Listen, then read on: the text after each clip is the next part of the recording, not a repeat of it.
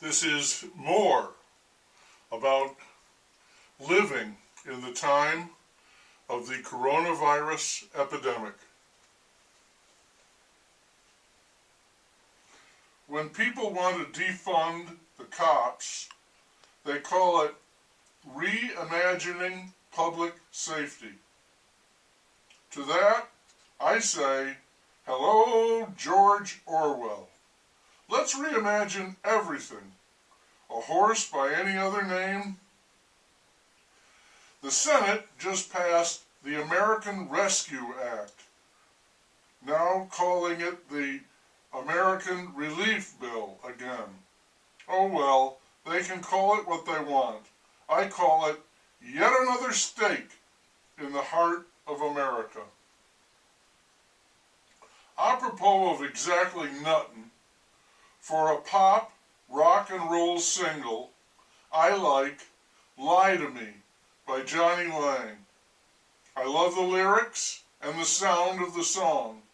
The kid is 15, 16 years old at the time, and he stumbles into near perfection. Love the chicks on backup, singing the chorus. Love everything about it. Even the video in the guitar shop. It feels right. What is it like to peak out at that age? He's done good stuff since, had a full career. But man, Lie to Me. Wonderful tune. The PM remains set against the states dropping restrictions. The field mouse is with him, saying they have a right to do it, but he thinks it's ill-advised. The masks work. We know the masks work, he says. Once upon a time, really, it was vitally important that everyone knew how to reload. Now we know how to upload. There is a huge difference between the two, and a very telling distance too. And it is more than just the technology. It's an entire way of thinking. Not better, different.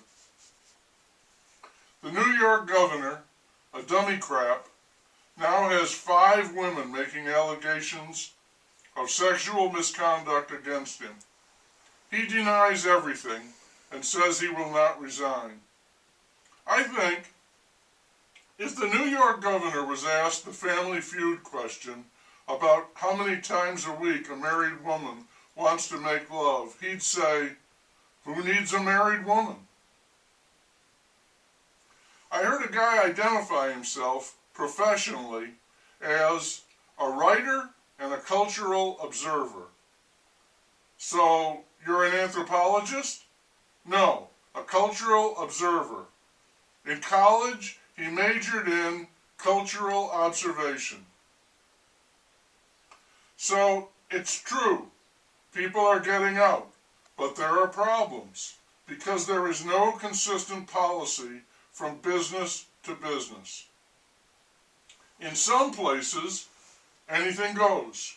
Other places, maybe next door, will ask you to leave if you're getting too close or not wearing a mask.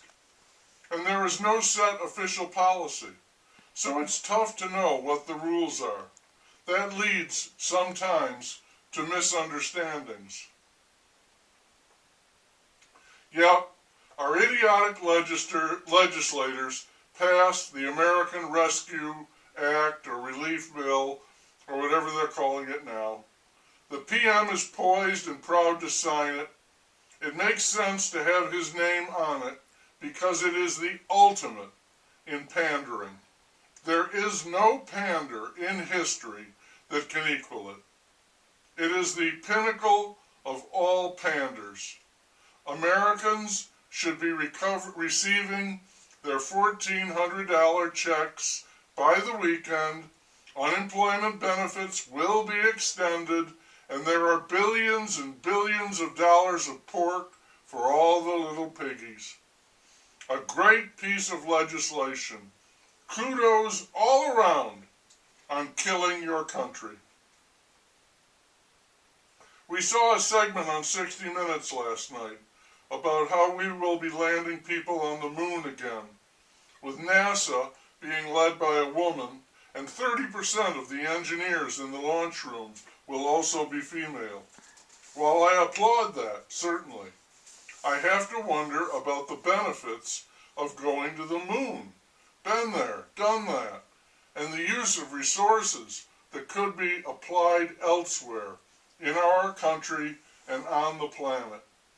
I think we need to think and act as a species that will always be earth-bound. There is no other future for us. If we did more planning with that in mind, our future might be palatable or sustainable, as they like to say, if not exactly rosy. Instead, we act as if we have a future in the stars. Let's call it reimagining the future.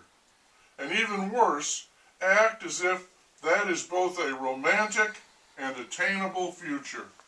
And anyone who disagrees with that is short-sighted and a party pooper to boot. Man's and woman's reach must exceed his or her grasp. I get that. But also, to repeat, a man's gotta know his limitations. We gain nothing by ignoring reality. Our specialty, come to think of it,